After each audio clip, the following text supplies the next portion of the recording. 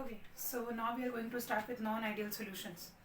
तो पहले non ideal solutions को डिस्कस करने से पहले I will be trying to explain you what solution is exactly, और फिर उसके बाद हम लोग डिस्कस करेंगे कि नॉन आइडियल क्या होता है. अब सॉल्यूशन जो होता है ये एक्चुअली आपके सॉल्यूशंस चैप्टर का कंटेंट है. कोई भी सॉल्यूशन जो होता है it is made up of two components, that is solute plus solvent. अभी सबके दिमाग में चल रहा होगा कि कितना बेसिक है मैम, ये कौन बताता है.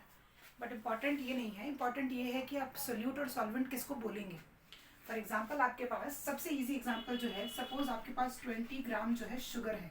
शुगर का formula C12H22 and O11 scan sugar का फॉर्मूला है. प्लस अगर आपने सपोज 80 ग्राम जो है वो वाटर ले लिया, ठीक है, तो आप सबके सब कह सकते हो कि ये वाला जो पार्ट है 20 ग्राम वाला ये सोल्यूट है और पानी जो है वो सॉल्वेंट है. लेकिन अगर यही चीज़ फ्लिप कर दी जाए, फॉर एग्जाम्पल अगर मैं यहाँ पर लेती हूँ 8 ग्राम शुगर को यहाँ पर एज इट इज लिखती हूँ, प्लस हम लेते हैं 20 ग्राम्स वाटर. अब यहाँ पर कुछ और बच्चे ऐसे होंगे जो सोचेंगे कि मैम वाटर को ग्राम्स में कैसे ले रही हैं, जबकि लिक्विड को हम लोग वॉल्यूम के कॉन्टेक्स्ट में यूज करते हैं. यहाँ पर ध्यान दो, 1 litre equals to 1 kg at 4 degree Celsius. ठीक है, ये स्टैंडर्डाइज्ड वैल्यू है. तो अगर बात की जाए तो 4 डिग्री सेल्सियस और 25 डिग्री सेल्सियस में कितने का एरर है, ठीक ठाक एरर है. तो यहाँ पर एरर इतना ज़्यादा, मतलब जब आप कैलकुलेशंस करते हो ना तो वो एरर इतना ज़्यादा एप्लीकेबल ही नहीं होता. तो यहाँ पर ग्राम्स और मिलीलीटर को हम लोग as usual like interchangeably use कर सकते हैं. अदर देन दैट अब यहाँ पर देखो, अब सबको ये लगेगा कि शुगर अभी भी सोल्यूट, मतलब शुगर ज़्यादा हो गया तो ये सॉल्वेंट हो गया और पानी कम हो गया तो ये सोल्यूट हो गया. बट कभी भी ऐसा नहीं होगा. ऐसा इसलिए नहीं होगा क्योंकि पानी एक यूनिवर्सल सॉल्वेंट है. पानी अगर यूनिवर्सल सॉल्वेंट है जिसका मतलब ये है कि आप पानी के अंदर कुछ भी डालेंगे तो पानी ही सॉल्वेंट रहने वाला है. So quantity directly does not defines what solvent is. तो कभी डाउट में मत आना सोल्यूट और सॉल्वेंट के केस में, नहीं पानी कम हो गया तो फिर सोल्यूशन जो सॉल्वेंट जो है वो आपका पानी नहीं होकर दूसरी चीज हो जाएगी. नहीं, सोल्यूशन यहाँ पर सुपर सैचुरेटेड बनेगा, ये बात अलग है, बट आपका सॉल्वेंट जो है वो पानी ही रहेगा. So this is a small context about the solution. अब देखते हैं नॉन आइडियल सोल्यूशन क्या होते हैं. तो पहले बेसिक बताती हूँ कि नॉन आइडियल सॉल्यूशंस क्या होते हैं. जहां पर भी डेल्टा H इक्वल्स टू 0 होता है और डेल्टा V इक्वल्स टू 0 होता है, इसको हम कहते हैं आइडियल सॉल्यूशन. ठीक है, इसको हम कहेंगे आइडियल सॉल्यूशन. और जहां पर भी delta H is not equal to 0 and delta V is not equal to 0, these will be called as the non ideal solutions. ठीक है, अब डेल्टा V का मतलब 0 क्या है. आप डेल्टा V 0 का मतलब ये है कि सपोज ये रहा पानी, ठीक है, सपोज ये रहा पानी और इसके अंदर अगर मैंने कुछ भी सोल्यूट डाला तो उसकी वजह से ओवरऑल सोल्यूशन के वॉल्यूम या फिर मास में चेंज ही नहीं आया. मतलब कि डेल्टा V का मतलब क्या होता है, V2 माइनस V1. तो सपोज अज्यूम कर लेते हैं कि V1 जो है आपका सोल्यूट था, सॉरी सॉल्वेंट था. ठीक है, सॉल्वेंट था, और V2 मतलब बिफोर सोल्यूट और ये सोल्यूशन है.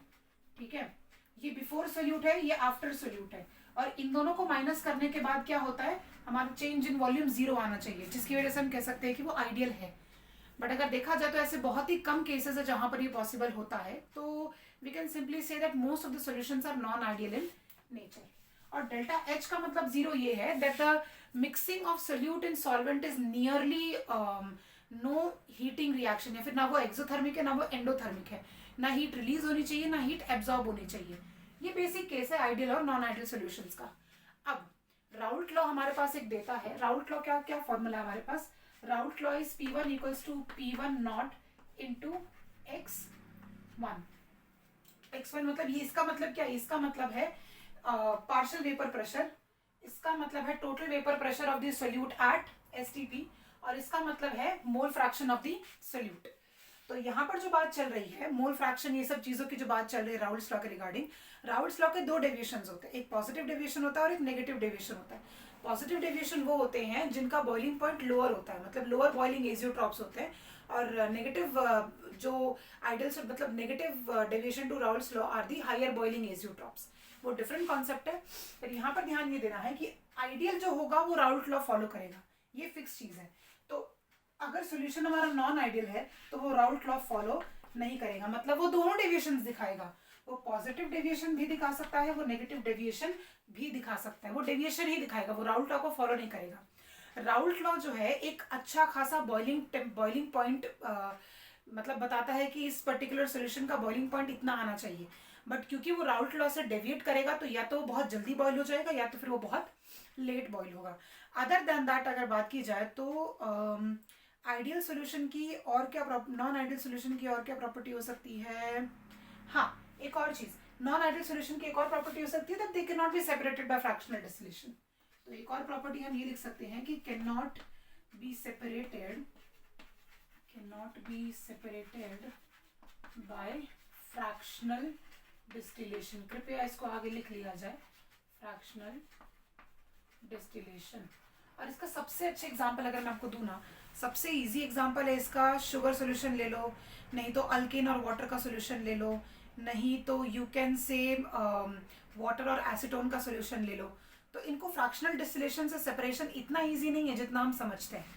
नॉन आइडियल के बहुत एग्जाम्पल्स हैं, मतलब सच बोलूँ तो आइडियल के बहुत कम एग्जाम्पल्स हैं, नॉन आइडियल के ज़्यादा हैं।